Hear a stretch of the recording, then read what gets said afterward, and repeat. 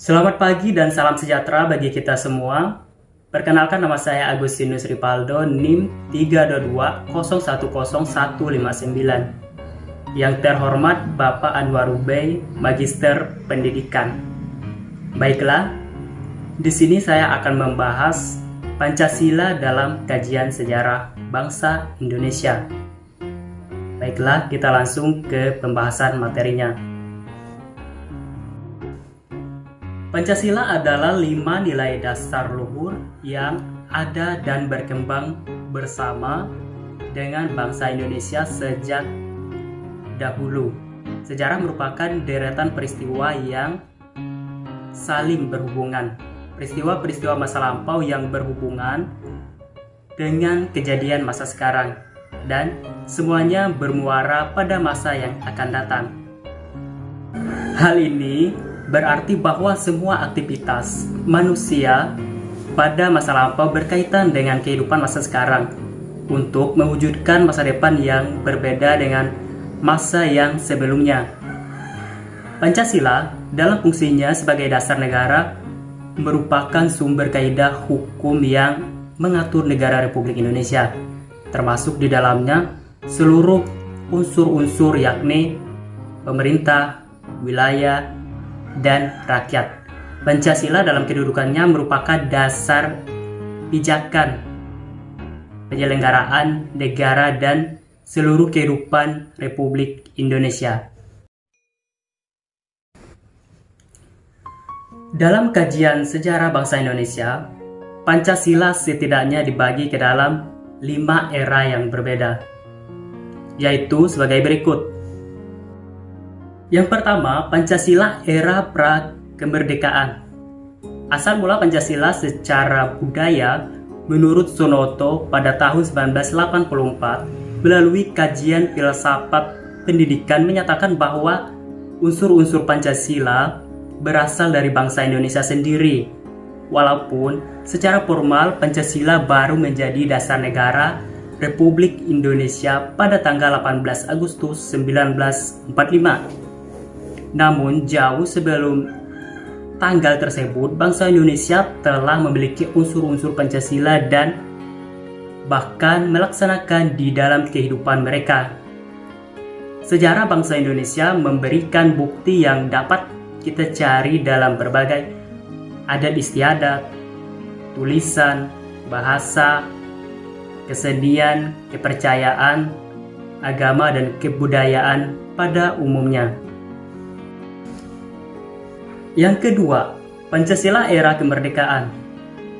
Bangsa Indonesia pasca kemerdekaan mengalami banyak perkembangan. Sesaat setelah kemerdekaan Indonesia pada 1945, Pancasila melewati masa-masa percobaan demokrasi. Pada waktu itu, Indonesia masuk ke dalam era percobaan demokrasi multi-partai dengan sistem kabinet parlementer. Partai-partai politik pada masa itu tumbuh sangat subur, dan proses politik yang ada cenderung selalu berhasil dalam mengusung kelima sila sebagai dasar negara.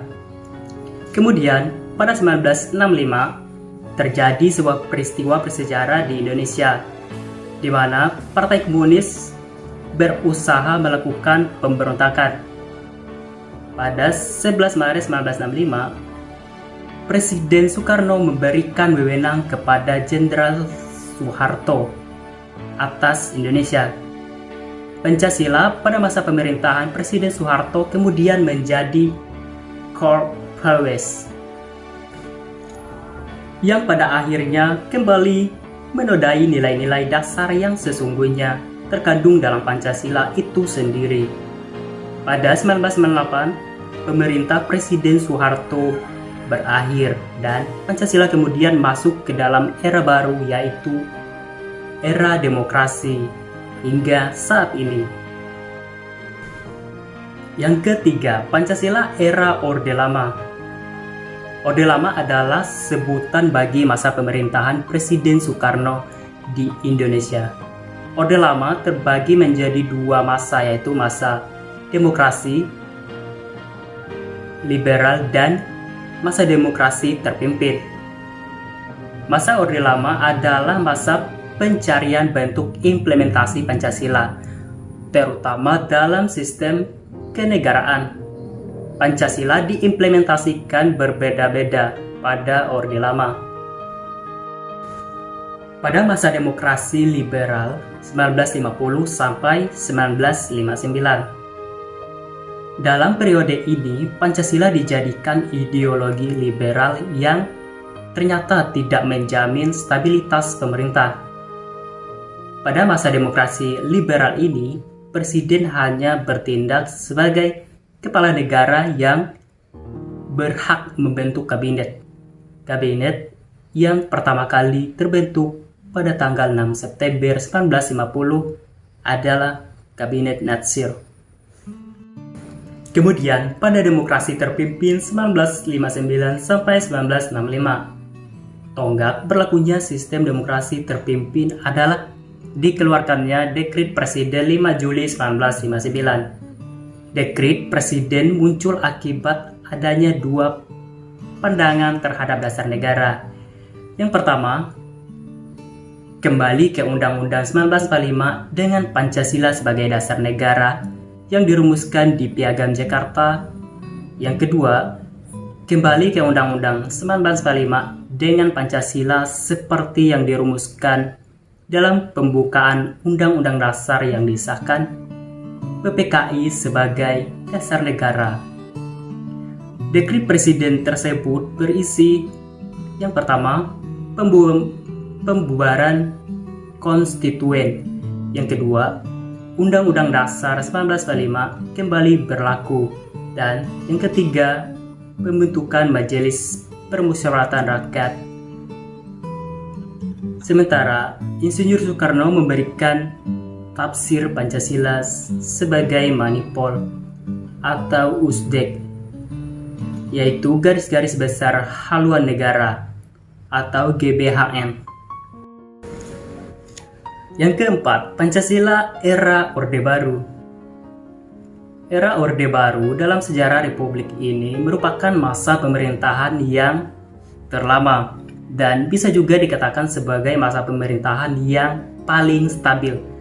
Di era Orde Baru, yakni stabilitas dan pembangunan serta-merta tidak lepas dari keberadaan Pancasila. Pancasila menjadi alat bagi pemerintah untuk semakin menancapkan kekuasaan di Indonesia. Pancasila begitu diagung-agungkan. Pancasila begitu gencar ditanamkan nilai dan hakikatnya kepada rakyat, dan rakyat tidak memandang hal tersebut sebagai sesuatu yang mengganjal. Yang kelima, Pancasila era reformasi. Di era reformasi ini, Pancasila seakan tidak memiliki kekuasaan mempengaruhi dan menuntun masyarakat. Pancasila tidak lagi populer seperti pada masa lalu. Elit politik dan masyarakat terkesan masa bodoh dalam melakukan implementasi nilai-nilai Pancasila dalam kehidupan berbangsa dan bernegara. Pancasila memang sedang kehilangan legitimasi, rujukan dan elang vitalnya, sebab utamanya karena rejim Orde Lama dan Orde Baru menempatkan Pancasila sebagai alat kekuasaan yang otoriter. Baiklah, sekian dari pembahasan kali ini yang dapat saya sampaikan mengenai Pancasila dalam kajian sejarah bangsa Indonesia. Terima kasih untuk semuanya.